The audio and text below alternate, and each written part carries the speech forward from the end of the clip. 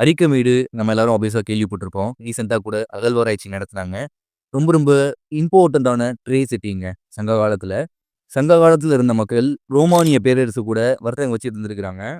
ரொம்ப முக்கியமா தமிழர்கள் என்னென்ன பொருட்கள்லாம் இம்போர்ட் பண்ணியிருக்காங்க அப்படின்னா, தங்கம், வெள்ளி, காப்பர், ஈயம் போன்ற முக்கியமான மெட்டல்ஸுங்க. உலோக பொருட்கள அங்கருந்து இறக்குமதி செஞ்சிருக்காங்க.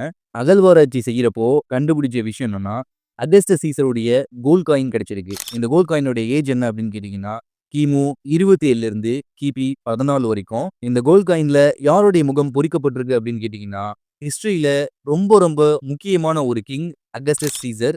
இவருடைய முகம் பொறிக்கப்பட்டிருக்குங்க. இவருடைய காலகட்டத்தில பயன்படுத்தின அந்த காயின நாம அரிகமேட்ல அகழ்வாராய்ச்சி செய்யும்போது எடுத்துட்டு இருக்கிறோம். இதன் மூலம் அந்த காலகட்டத்தில நாம ரோமானிய பேரரசு கூட வர்த்தகம் வச்சுட்டு இருந்திருக்கிறோம் அப்படிங்கிறது நமக்கு தெரிய வருது. ரீசென்ட்டா 100 வருஷத்துக்கு முன்னாடி கூட நம்ம நாட்ல பண்டமாற்று முறை இருந்ததுங்க. பார்ட்டர் சிஸ்டம் அப்படின்னு இங்கிலீஷ்ல சொல்லுவாங்க. இந்த பண்டமாற்று முறை 100 வருஷத்துக்கு முன்னாடி கூட நம்ம நாட்ல இருந்தது.